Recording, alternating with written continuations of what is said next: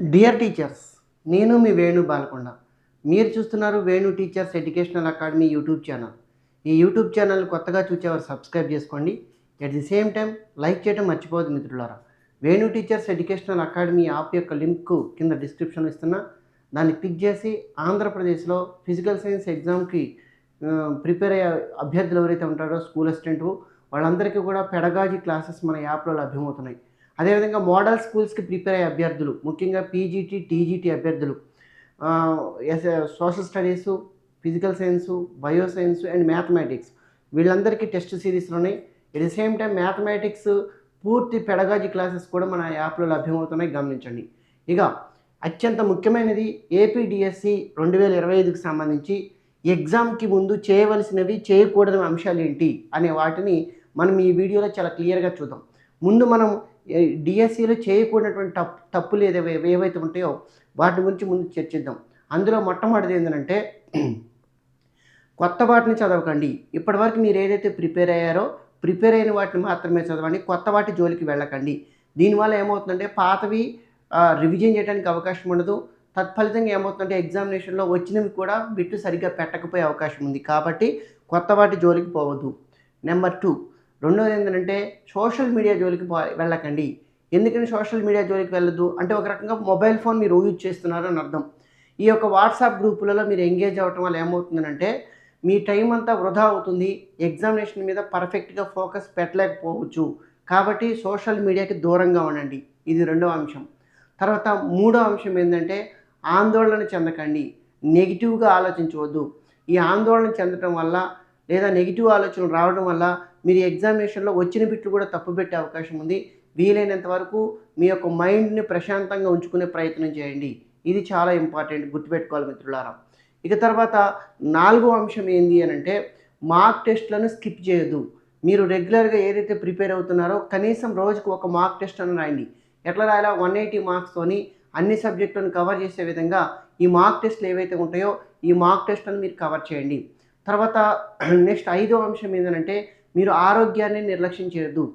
ఆరోగ్యాన్ని నిర్లక్ష్యం చేయకపోవడం, తర్వాత నిర్లక్ష్యం చేయడం వల్ల ఏమవుతుందంటే చాలా నష్టం వాటిల్లే అవకాశం ఉంది, మానసిక ప్రశాంతత కోల్పోతారు. కాబట్టి మీరు ఆరోగ్యంగా ఉండండి, ఆరోగ్యాన్ని నిర్లక్ష్యం చేయకండి, మంచిగా తినండి, వేళకు నిద్రపోండి, ఓకేనా. తర్వాత అన్నిటికంటే ముఖ్యమైనది ఎక్కువ చదవద్దు. ఎక్కువ చదవడం వల్ల వచ్చే ప్రాబ్లం ఏంటంటే మెంటల్గా మీరు అలసట చెందుతారు. ఇలా మెంటల్గా అలసట చెందటం వల్ల ఏమవుతుందంటే మీకు గుర్తుండకపోయే అవకాశం ఉంది. ఎబ్బింగ్హౌస్ ఏమని చెప్తాడనంటే మీరు చదివిన దాన్ని మెదడులో స్థిరపరచడానికి ఎంతో కొంత విరామం ఇవ్వాలి, ఓకేనా. ఇక తర్వాత చివరిది ఏంటంటే విరామం ఇవ్వకుండా చదవద్దు, ఎక్కువ చదవద్దు, విరామం ఇవ్వకుండా చదవద్దు. విరామం ఇచ్చి చదవటం వల్ల ఏమవుతుందంటే మీరు ఎప్పుడైతే చదివారో చదివింది మీ మైండ్లో నిలిచి ఉంటుంది.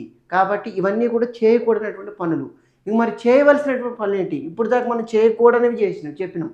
ఇప్పుడు చేయాల్సినటువంటి పనులు ఏంటి అని మనం ప్రధానంగా గమనించినట్లయితే ప్రియమైన మిత్రులారా గుర్తుపెట్టుకోండి, ఈ యొక్క ఎగ్జామ్కి మార్క్ టెస్ట్లు రాయటం చాలా ఇంపార్టెంట్.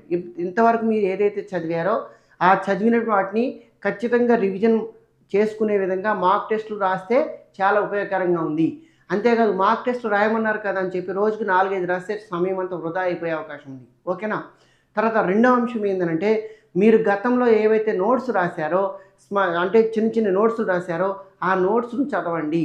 దీనివల్ల ఉపయోగం ఏంటంటే మీకు రీకాల్ అయ్యే అవకాశం ఉంది. మీరు బాగా ప్రిపేర్ అయ్యారు, ఒక నోట్స్ రాశారు, దాన్ని మీరు రివిజన్ చేయండి.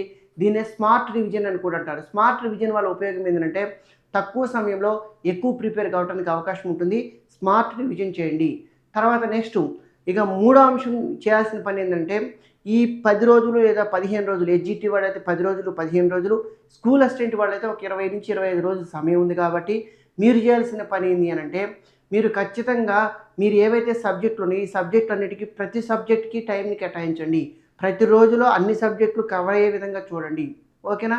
ఇది చాలా కీలకమైన అంశము. తర్వాత ఇంకొక విషయం చేయాలండి మీరు. ఏమిటి అంటే యోగా మెడిటేషన్, ఇది చాలా ఇంపార్టెంట్ అండి. యోగా మెడిటేషన్ చేయటం వల్ల ఉపయోగం ఏంటంటే మీరు నేర్చుకున్న అంశము మీ మైండ్లో స్థిరపడమే కాకుండా మీరు మానసికంగా ప్రశాంతంగా ఉంటారు. తర్వాత నెక్స్ట్ ఇంకొక విషయం ఏంటంటే ఈ యొక్క ఎగ్జామ్కి ముందు మీరు చేయాల్సిన ప్రధానమైన అంశం మంచిగా తినండి, నిద్రపోండి, దీనితో పాటుగా మీరు చాలా జాగ్రత్తగా గమనించండి. మీరు ఇతరులతోని వీలైనంత వరకు తగ్గించండి. వేరే వాళ్ళతో మాట్లాడటం తగ్గించండి. మీరు కేవలం మీరు సిలబస్ మీదనే పెట్టండి. ఆత్మవిశ్వాసంతో ఉండండి. ఇది చాలా ఇంపార్టెంట్ అండి. ధైర్యంగా ఉండండి. ఆత్మవిశ్వాసంతో ఉండండి.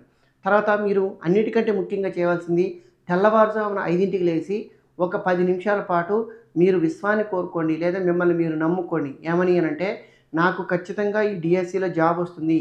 నేను పెట్టబోయే ప్రతి అంశం కూడా నేను రాయగలుగుతాను. ఇప్పుడు నేను డిఎస్సిలో రాయబోయే ప్రతి అంశం కూడా నేను గతంలో నేర్చుకున్నదే అనే అంశాన్ని మీరు గుర్తుపెట్టుకోండి. తర్వాత ఇతరులతో కంపారిజన్ చేసుకోకుండా మిమ్మల్ని మీరు నమ్ముకుంటూ ముందుకు సాగితే ఈ డిఎస్సిలో విజయం మీదే. సో కాబట్టి ప్రియమైన మిత్రులారా, ఈ డిఎస్సిలో మీరు సక్సెస్ సాధిస్తారని ఆశిస్తూ all the best. Thank you అనడా.